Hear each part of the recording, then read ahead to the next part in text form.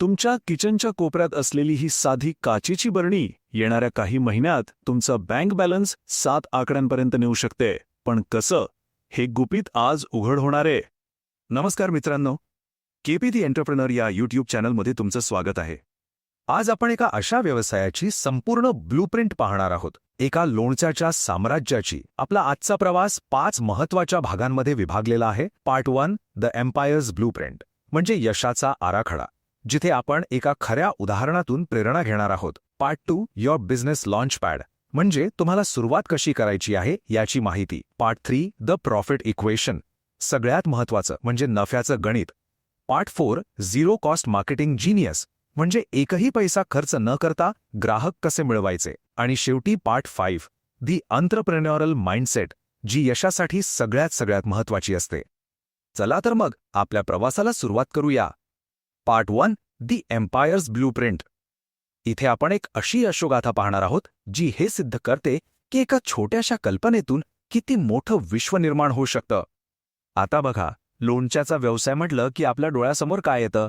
एक छोटा घरगुती उद्योग, बरोबर? पण ह्याच विचाराला पूर्णपणे बदलून टाकणारं एक नाव म्हणजे प्रवीण लोणचे. ही टाइमलाईन बघा. 1962 साली फक्त 500 रुपयांच्या भांडवलावर एका सामान्य स्वयंपाकघरातून हा प्रवास सुरू झाला होता. विचार करा, आजच्या काळात 500 रुपये म्हणजे काहीच नाही.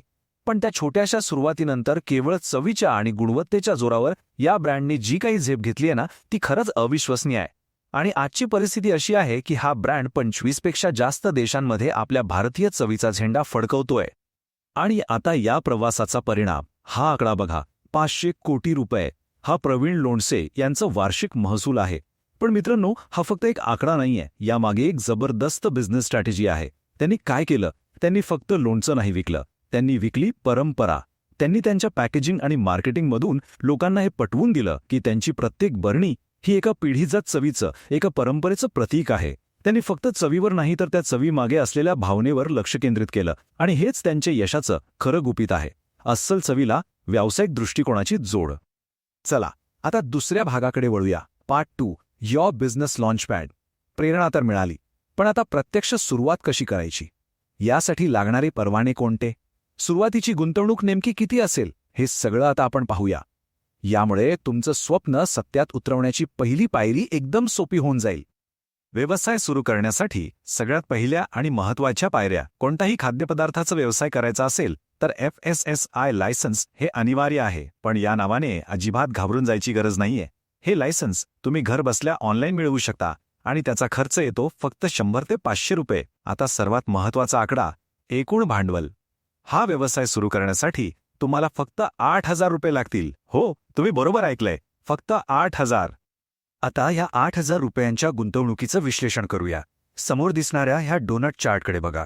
यातला जो सगळ्यात मोठा वाटा आहे म्हणजे 5,000 रुपये, तो थेट जातो कच्च्या मालावर, म्हणजे उत्तम प्रतीची कैरी, तेल आणि मसाले.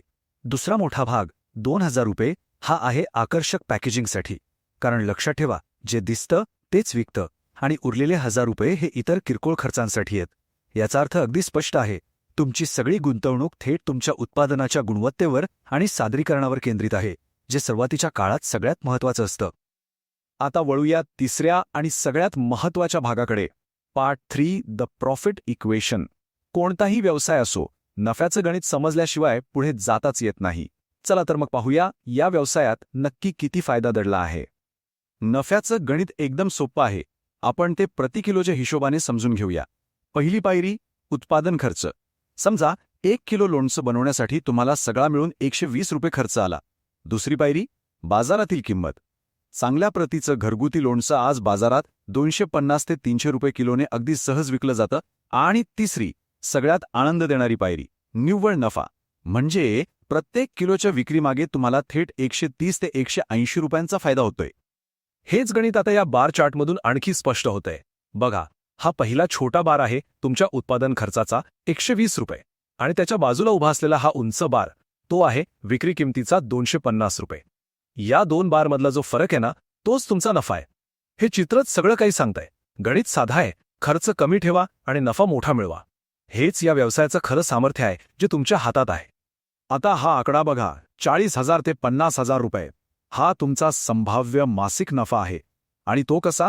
फक्त दिवसाला 10 किलो लोणचं विकून. अहो, 10 किलो म्हणजे काही खूप जास्त नाही.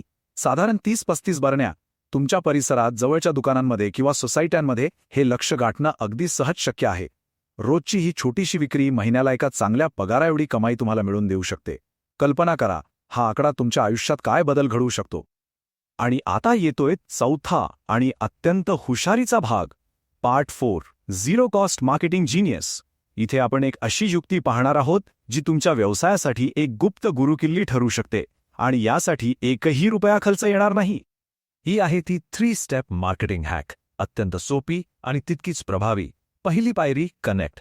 तुमच्या परिसरातील टिफिन सर्व्हिस किंवा मेस चालवणाऱ्यांशी संपर्क साधा, त्यांच्याशी बोला. दुसरी पायरी, डिस्ट्रीब्यूट. त्यांना तुमच्या लोणच्याचे 10 ग्रॅमचे छोटे सॅम्पल सॅशे एकदम मोफत द्या. फक्त एक गोष्ट लक्षात ठेवा, त्या प्रत्येक सॅशेवर तुमचा संपर्क क्रमांक आणि नाव असायलाच हवं. आणि तिसरी, निर्णायक पायरी, कन्व्हर्ट.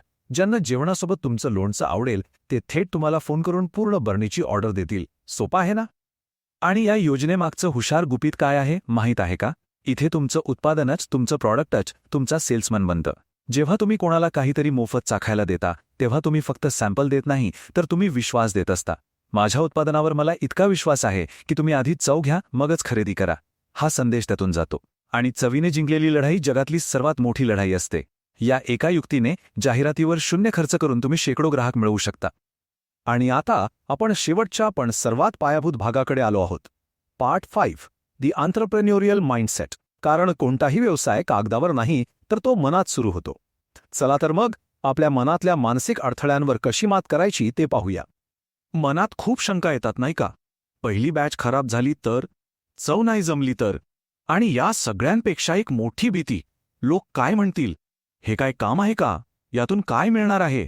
असे प्रश्न विचारून लोक आपल्याला मागे खेचण्याचा प्रयत्न करतात. ही भीती वाटणं हे अगदी स्वाभाविक आहे. पण या प्रत्येक शंकेवर एकच उत्तर आहे. आज आपण ज्या यशस्वी उद्योजिका पाहतो त्यापैकी बहुतेकांनी सुरुवात एक गृहिणी म्हणूनच केली होती. त्यांच्याकडे कोणतीही मोठी डिग्री किंवा प्रचंड भांडवल नव्हतं. त्यांच्यात आणि आपल्यात फक्त एकच फरक होता, त्यांनी सुरुवात करण्याची हिंमत दाखवली. त्यांनी लोकांच्या बोलण्याकडे पूर्णपणे दुर्लक्ष केलं आणि फक्त आपल्या कामावर, आपल्या चवीवर विश्वास ठेवला. आणि हे वाक्य नेहमी लक्षात ठेवा, जोपर्यंत तुमची चव लोकांच्या जिभेवर रेंगाळतीये तोपर्यंत तुम्हाला यशस्वी होण्यापासून कोणीही रोखू शकत नाही. तुमची चव हीच तुमची खरी ओळख आहे आणि तीच तुमच्या यशाची हमी आहे. जर तुम्हाला लोणचं जास्त काळ कसं टिकवायचं याची गुपितं आणि आकर्षक पॅकेजिंग मटेरियल स्वस्तात कुठे मिळेल याची माहिती हवी असेल तर खाली कमेंट सेक्शनमध्ये पिकल असं टाईप करा. आम्ही तुम्हाला मदत करण्यासाठी तयार आहोत. केपी दी एंटरप्रेन्योरला सबस्क्राईब करा. चला एकत्र शिकूया आणि पुढे जाऊया. भेटूया पुढच्या भागात. धन्यवाद.